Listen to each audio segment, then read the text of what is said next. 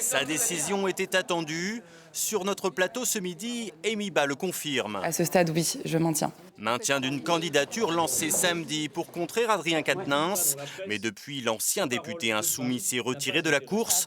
La militante féministe, elle, continue de jouer sa partition et assure bénéficier du soutien des militants de gauche. Quand on milite, c'est pour les convictions.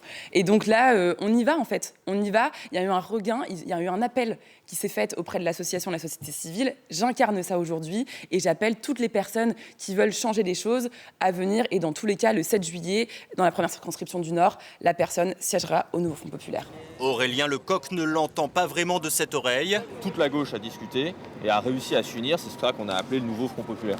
Et officiellement, c'est bien lui le candidat du Front populaire. Cette dissension pourrait bien, selon lui, faire le jeu du Rassemblement national.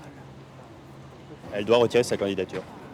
Je pense qu'elle doit venir derrière la bannière du nouveau Front populaire et que nous devons pouvoir faire campagne ensemble. Mais aujourd'hui, encore une fois, notre lutte, c'est le combat contre l'extrême droite. On a besoin de tout le monde. Il n'est pas le moment de se diviser. La situation est trop grave. Un émiettement des voix dont pourrait aussi bénéficier la majorité présidentielle. C'est en tout cas le pari de Vanessa Duhamel, déjà candidate aux législatives en 2022, mais battue au second tour par les Insoumis.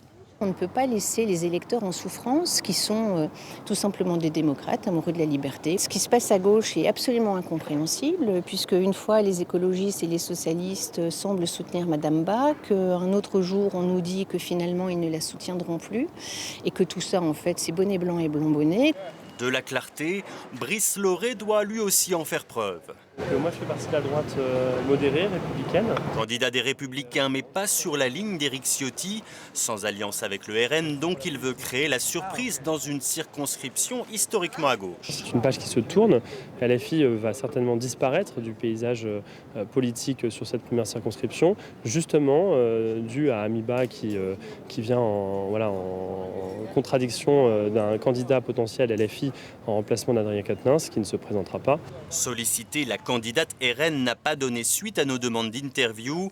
Dans la première circonscription du Nord, 14 candidats s'affronteront au premier tour des législatives.